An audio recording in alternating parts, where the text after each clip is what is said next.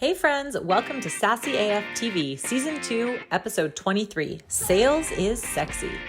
Do you cringe at the word sales, or does it light you up?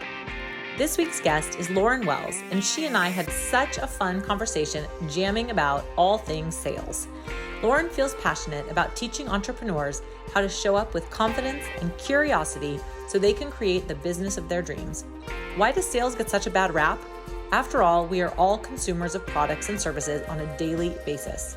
Lauren and I talk about how sales is a way to create opportunities to solve problems and make others happy.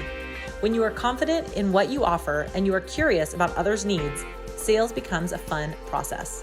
As Lauren says, the key is to be you, do you, and keep going. If you are an entrepreneur, this episode is just what you need.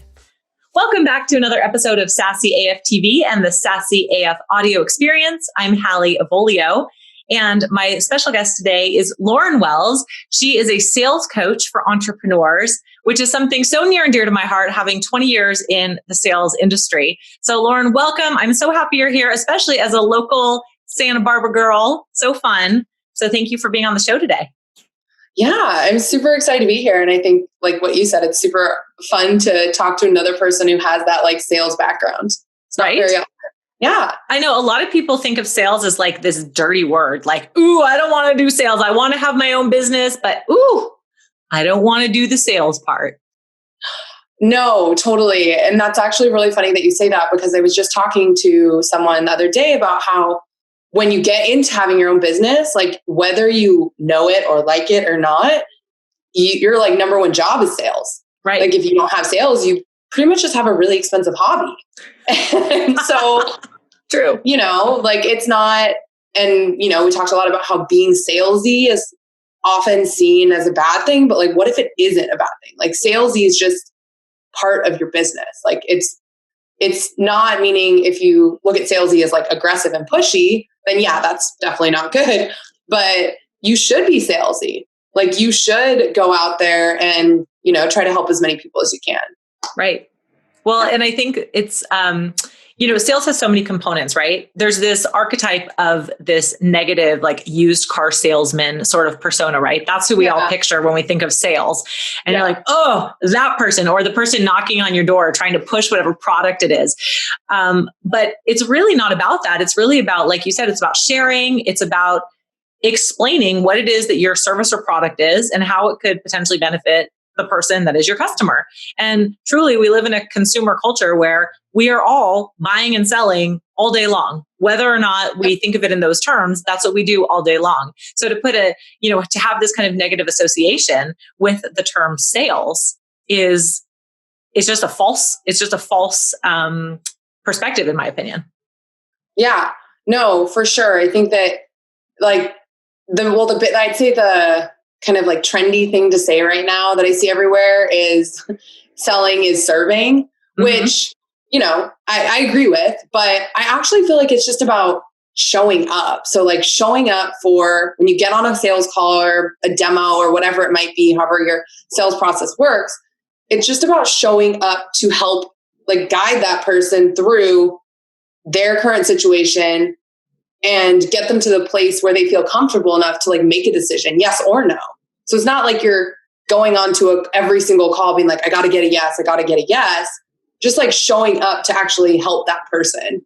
So I always like to think of sales as like, just show up for the other person. That's great. That's a really great perspective. So how did you get into this world of helping other entrepreneurs be successful on the sales end of their business? I know that you have a wide background in sales. So tell us a little bit about your story and how you got to where you are today.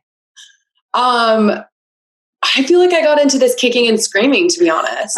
Like it wasn't, like if you had told me 4 years ago, 3 years ago, maybe even 2, that I would be like in sales specific coaching, I'd be like, you are crazy. So, you know, I went to UCSB, I played competitive sports, and I actually went into like the health and fitness realm, started to work with athletes and did some group fitness programs. And I was like, this is awesome. This is what I want to do. But as much as I loved that, it was just really tiring on my body to be doing that like from 5 a.m. to 5 p.m. every day. And I was like, I was thinking long-term about this. And this is like before Instagram was really like a thing where you would post all your workout videos. Is there a before Instagram? No, I'm just kidding. I know, right? I'm not that old, but it was definitely before. Oh, I am. I remember I was thinking about that this morning on a complete side note, that there was a time like 2 years ago that I never knew what Instagram was. I didn't use it, didn't know about it. I knew it existed on the fringe, but didn't know. Yeah, no, totally. So this is before all that. And I was like, okay, long-term, like what is going to be sustainable? And I was approached by like my husband worked at a tech company, and his CEO found out I was looking for a new job or a new career path. And he was like, she played sports. She should definitely do sales. And I remember getting coffee with him and him being like, you should definitely do sales. And I was like, yeah, no, like thanks, but no thanks. Like I've always been told I'd be horrible at that. It's like, you have to be really pushy and aggressive. And basically what you said earlier, you have to be a used car salesman. And, he essentially convinced me, he sold me on it and was like, give it a shot. I think you'll be great. We'll train you and everything. It's not what you think it is. And I really went into my first sales job with the mentality of like, well, I have nothing to lose at this point. Like I'm competitive, but I like want to prove that I can do this, and found that it is not. You don't like the best salespeople aren't used car salesmen. Mm-hmm. You just have to show up and solve a problem. Like you have to provide like value to solve a problem that your ideal client, has. And you have to be able to connect with them. So I was like, it ended up being something I really liked. You got to just have fun conversations with people all day long. And I did that for a few years, but always wanted like the next thing. Like what was next? What can I do more? How can I serve larger? And I had always kind of thought about being my own boss, but again, not in it. Still, it was, even though I was good at sales and everyone was telling me you should do sales, I was like, I want to do my own business, but sales wasn't even like on the radar. It was like, I'm going to go back to health and fitness because now Instagram's a thing. And or I'm going to do career coaching or something, anything. Sales was like, literally, I was pushing that so hard. And my husband and he actually got a sabbatical from his job at the time. And we actually we're huge travel junkies. So we took a month-long backpacking trip where we walked across the entire north of Spain from like, wow, east to west. It was awesome. That sounds amazing. Yeah, it was, like memorable for sure. And I remember asking a bunch of people along because it was, a route where there's a whole bunch of other backpackers. And I remember having like all these conversations with people about what they did. And I was just trying to pick everyone's brain for like ideas essentially. Mm-hmm. And when I got back, I just landed kind of right back into someone being like, hey, can you help me with sales? And I was like, okay, like I quit. Okay, universe, I surrender. Yeah. Like I kind of had decided at the end of that trip that I was just going to kind of listen to like the signs, so to speak, like where's the universe going to point me? And that's where it was, right back into sales. So I kind of started taking on some tech clients and some tech partners who were looking to scale their products and services. And then started working with more and more entrepreneurs and kind of getting back into that realm. And yeah, from there, it's just kind of expanded into just talking about what I know and sharing that. And yeah. Living what you're teaching. Living what I'm teaching. Yeah. So talk to us about showing up. What does that mean to you? And how do you help others show up? Yeah. So I think showing up is about two things. It's about confidence and really curiosity.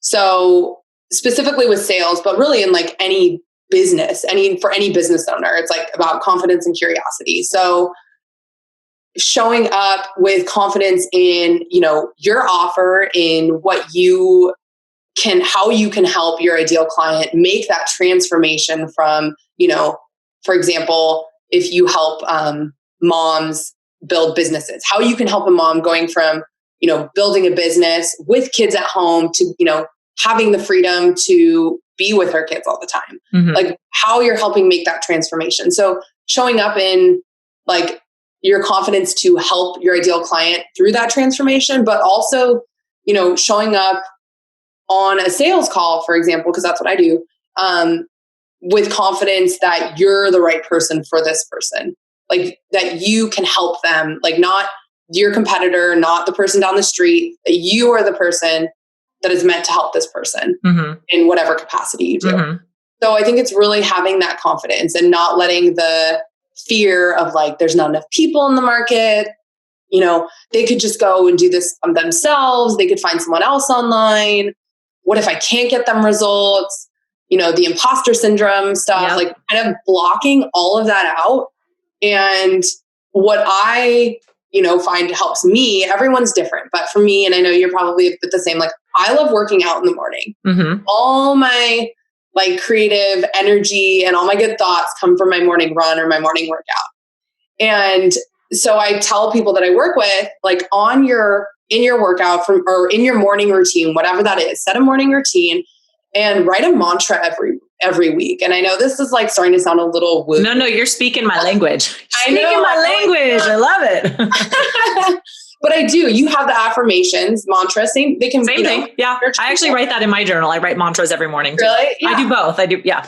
So I work with my clients and, you know, to have a mantra for how they are going to show up to their sales calls. So for some, it's as simple as like, I am going to like I'm going to like release attachment to the yes.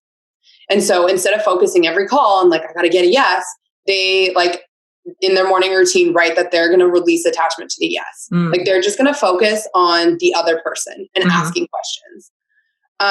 So showing up really is about being confident.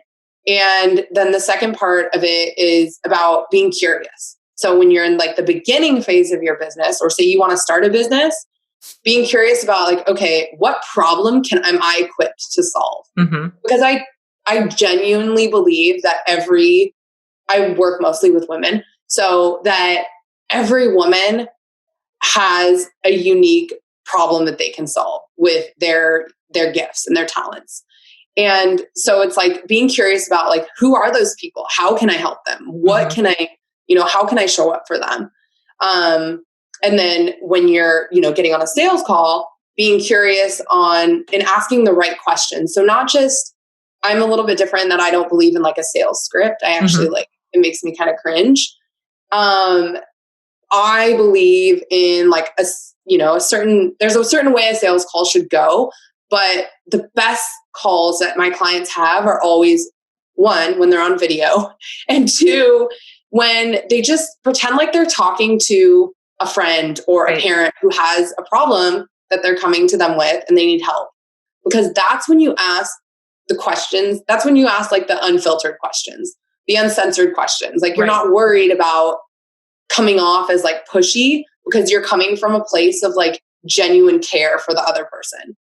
So that curiosity and allows you to ask the right questions, if that makes sense. Absolutely. And I love what you said about, you know, detaching from the yes, because in general, when we attach ourselves to outcomes of any sort, whether it has to do with your business or it has to do with your personal life or it has to do with a relationship that you have, when you're attached to an outcome, that becomes your complete focus. And that's the only thing that you can put your mindset on. But if you can break away from that outcome and say, I release that, I'm just here for the process. I'm here to enjoy the journey. I'm here to uncover some questions or to gather some information or even to strengthen my own process. Maybe I need help learning how to ask the right questions. And this is just part of my own discovery of going through the trials and tribulations and learning how to ask those questions along the way. And getting rid of that outcome, I think, makes the whole process so much more enjoyable, which therefore, if you're more relaxed, you're going to be more confident, right? And you're going to end up having better results. So it has a really positive effect. Yeah. And I think it's one of those things, and like, this is right up your alley. And I will say that for the longest time, when people would tell me, because when I started my business, it was a struggle because I wasn't being like I wasn't using my authentic voice. I was trying to fit into like the coaching that everyone else was doing. And I remember people would always talk about like your thoughts control your actions and they control your thoughts create your results. And I was always like, that is way too woo-woo for me. Like, no, I didn't buy into it. I was like, mindset, like you're telling me I need to do mindset work? And yeah, like, no. And so, but for the longest time, I'd say like, honestly, like a year, I like resisted that so hard and I was still doing well, but I wasn't, doing as well as I wanted to be. Mm-hmm. And it wasn't helping as many people as I wanted to be. And I wasn't getting that reach. And it wasn't until I'd say maybe 8 months ago that I really I was like, okay, I'm going to give this whole mindset thing a shot. And now I've like totally flipped my script and I'm like, wow, if I had known and operated from this place and these thoughts, imagine what would have been possible and what is going to be possible now. Right. I think that people undervalue the like strength of having a like relentless mindset and really focusing on the fact that you get to choose your thoughts. Mm-hmm. Like, again, super woo-woo. And I can't believe I'm a year ago, me would be laughing at myself right now. But you really do. You get to choose your thoughts and you get to realize that half the fears that you have about sales calls or hearing an objection are really just lies that you're telling yourself. Right. So what's been the biggest shift in those 8 months that before you might have done something in a way where you were very structured or didn't really think about the mindset piece of it. And now you're more in that feminine energy mindset space and you've seen a shift? Yeah. Well, I actually remember when we first met, it was like 6 months ago, maybe? Yeah. So it was like right before this that I decided to give this mindset thing a try. And I remember you were like, yeah, I'm super woo-woo. And I was like, oh boy. You're like, oh, I think I have to leave this coffee right now. I was like, oh man, here we go. Watch out, crystals. I started following all your stuff and I was like, what I love about her, and I've told you this like a lot, is how you just like are you 100%. Like you show up and you share. And you show up every single day consistently and you share from like your personality, how you are. Mm-hmm. And I think and everyone tells you this, everyone tells you like your momentum will pick up when you start showing up as who you are. And, when you don't care about what other people think.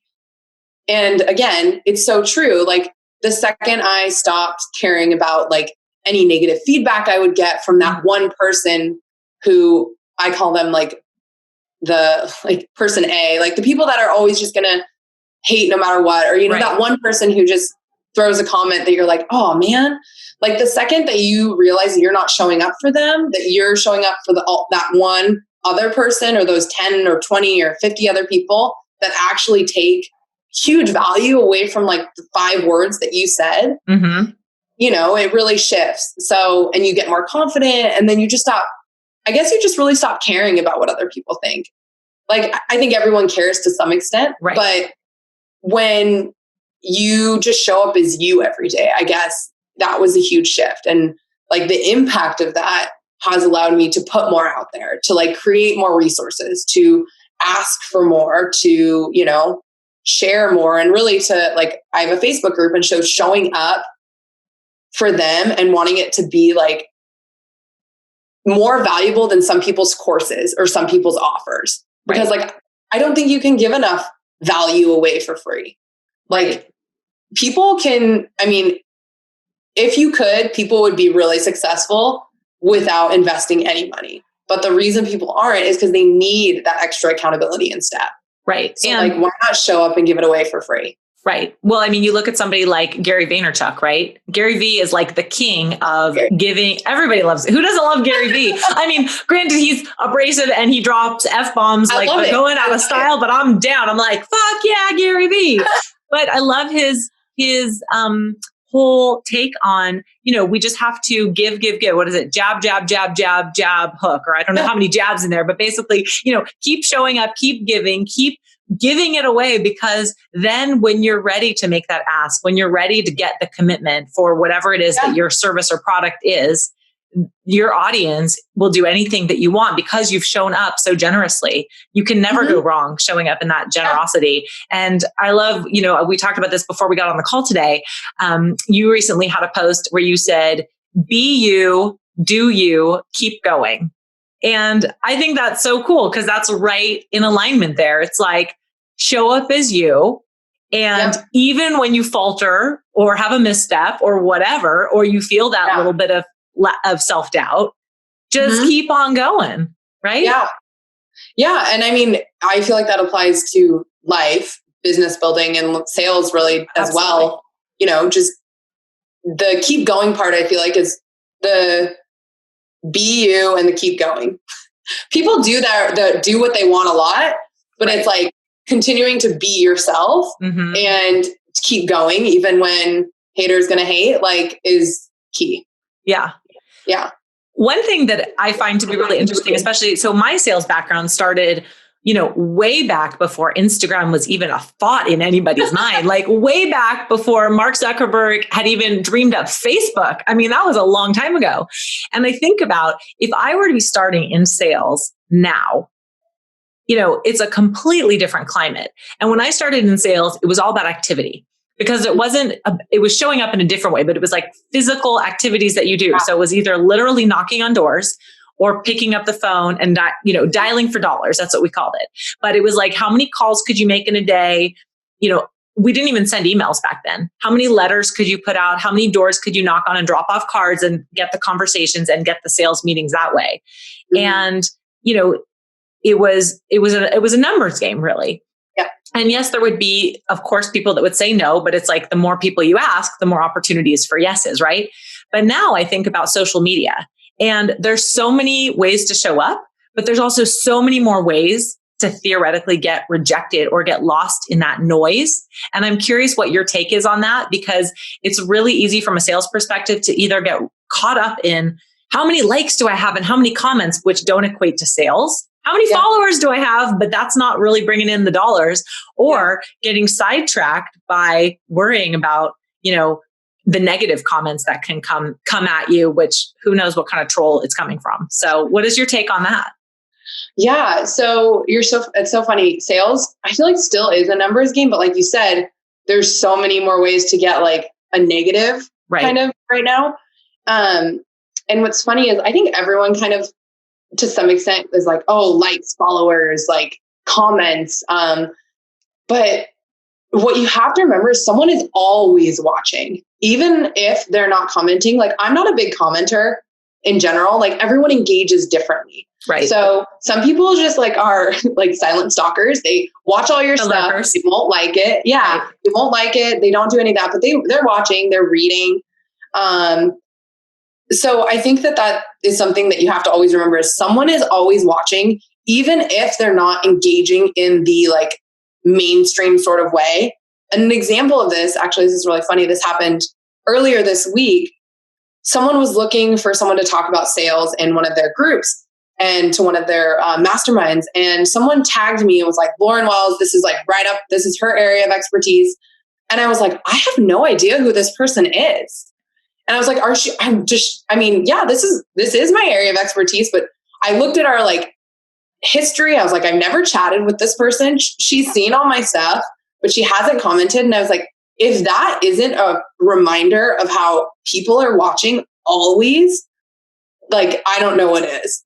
Like, absolutely. I think who is it? Like, people don't buy your product or your service. They buy you. Mm-hmm. Like, I could offer, you and I could both do sales coaching and attract completely different people.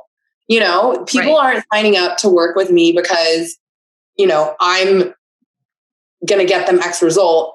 They're signing up to work with me because they want me to help them get them that result. They can go to someone else. So I'd say when it comes to like a world where it is still a numbers game, but you can get many more no's or kind of get a little discouraged because you're not seeing the stereotypical like likes or follows. It's really just about like continuing to show up. Like, take a page out of your book, like every day. I think the like morning minute that you do is awesome. I love it. Thank you. And I think that that's something that even if people, Like, I don't think I've actually, maybe I've responded like once, but like, I'm watching that like almost every day. And like, you would never know, you know? Right. And part of it is like, I'm watching it because I make the intention to go because of like all the algorithms. I don't even know if I necessarily have seen like a post of yours pop up. It's always me making a effort to go, which says even more about the, like what you've done to create your like brand behind you. Right. So like, it kind of all comes back to that, show up as you want to show up and do it consistently. Right. Because people are watching whether you know it or not. Right. And the benefit, right? So back in the day when I used to only have the opportunity to, you know, make the phone calls and go knock on the doors, I didn't have, you know, that's not very scalable. You know, I could sit at a desk at a cubicle and knock out, you know, 200 calls in a day, go crazy, but knock out 200 calls in a day, or maybe, you know, pound the pavement and get 25 to 50 business cards, but that's not very scalable or sustainable. Versus now the potential reach is much, much, much greater, which is awesome. But it means even more that we have to be consistent and true to ourselves and true to what works for us. And know that there is really no such thing as market saturation in any field. Because like you said, if you're really being you and being your unique self or your authentic self, which I don't really love that word. I know it's so overused. But if you're really, you know, being who you are consistently, then market saturation doesn't even exist. Yeah. Yeah. And like, in contrast to like all the no's that you might receive or all the like negatives, think about all the opportunity, like you said, to have all these eyes on you, to get more yeses, because it's limitless when you talk about like using social media to market yourself. Yeah. So for somebody that's intrigued about starting a business, and they're like, I have this great idea, whatever it is, and I know I can solve this problem. But then they're kind of getting to that, oh shit, now what? How do I get started? How do I actually put myself out there? Because that's out of my comfort zone. What's the first 1 to 2 or 3 tips that you would give them to start building that confidence that is so needed to really market their brand and their product and service? Yeah. So I always say that it's having an offer plus presenting your offer, and consistency is going to equal results. So you have an idea that you have a business idea. You're like, I can help moms create a business between pickup and drop off. Say that's like your idea. You're like, I know how to help them create a side business off of that in that amount of time. Okay. So you need to find where your market hangs out, and you just need to start talking to people and telling them what you do. So I think a lot of people, that telling people what you do part is really hard, because we tend to fall back. Like, I would always fall back when I started working with entrepreneurs on like, oh yeah, I'm a sales consultant for tech companies. And it was like, I would literally say that. And as I was saying it, be like, no, I don't. I work with entrepreneurs. And so it's really about like being your own hype man in that sense, like knowing what you do, finding people, finding where your audience, so to speak, your specific buyer persona hangs out, and making offers. Like, it's a numbers game. Like we just said, like showing up, adding value, making offers, and just repeating, rinse and repeat every single day. And just do it. Yeah. And I think a misconception is it doesn't have to be on social media. Like, go to your local like chamber group, go to a networking event, go you can use LinkedIn, which I consider social media a little bit, but like, you don't have to go straight to Facebook or create an Instagram, build an email list. There are so many different ways to provide value to people and make offers. But that's really, it's like, provide value to your audience, make offers, and do it consistently. Right. Absolutely. And I love that. And also, it's about, like you said in the beginning, it's about connection. It's about connecting with other humans.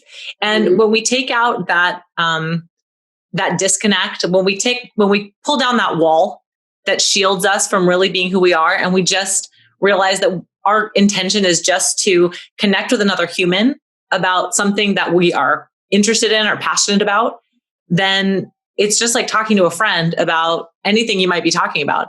It's like, if you go to a restaurant and have some really great food, you're probably going to tell your friends about it. Like, oh my gosh, Lauren, I just had the best burger at this new place. You have to go try it. I mean, how do you think Tiger King became so popular? Right.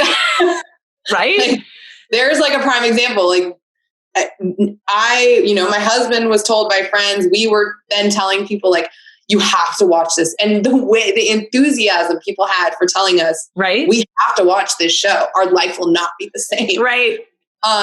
It's like, bring that to your conversations. Exactly. It doesn't have to be more complicated than that. That's it. Just be like Tiger King. Yeah. Maybe that should be the new tagline. I don't know about that. I still haven't seen it. Should I? I saw one episode and my husband's like, I can't believe you don't want to watch the rest. And I'm like, I just like I'd rather watch like something like my guilty pleasure is Great British Baking Show. I was just going to say that. They're just like, they're so happy. They're so nice. Even in competition, even when they hate something or they think it's disgusting, they're like, I can't do a British accent, but they're like, this tastes really bad, but you did an excellent job making it. So well done. Yeah, I'm like, that's why I haven't watched it, because I would rather go watch some British people be really nice to each other. And don't you just want to eat all that cake? I know. I kind of feel like I would be really good right now. I'd get like good marks because I've been making some sourdough bread lately. Nice. So I feel like I feel like they approve. Yeah. Well, my husband's been trying to make the sourdough bread and our starter just went moldy. So darn, we got to start over. This is apparently like the thing to do right now is watch Tiger King and make sourdough bread. Yeah, pretty much. Yeah, totally. That sounds about right. That's awesome. Well, Lauren, you have been such a fun guest. You have so much great energy and your knowledge about sales and just the way that you go about it. I really appreciate that. You can probably relate to this, but as a salesperson myself, I am very in tune to other salespeople. And when a salesperson tries to sell me, I'm like, you're not going to sell me, and I've never gotten that from you. Like, I just so appreciate that you are just real and raw and you just come to the table like, this is who I am. This is what I do. If it works, awesome. If it doesn't work, awesome. And that's really what it's about. And that's really what sales is, right? It's just building relationships and being confident and being yourself. So I so appreciate that about you and your energy. And it's no wonder that you are successful at what you do and helping other entrepreneurs get to that place. Yeah, thanks. Yeah, we've been trying to schedule this for a while. I feel like between this and like flu season and coronavirus, I'm so glad that we were able to hop on the phone. I know, me too. It's awesome. Yeah. It's awesome. Yeah, it's always good to talk to another salesperson. I agree. And share from each other. So before we sign off and you share all your magic of where everyone can find you, I want to know, my favorite question is, what is something that makes you feel fun and sassy? Well, so this is going to sound like so cheesy, but like, I love when, and this is like, not even like, I don't even do this from like a business side, but when I like have a friend that I'm like, I know exactly what you should be doing.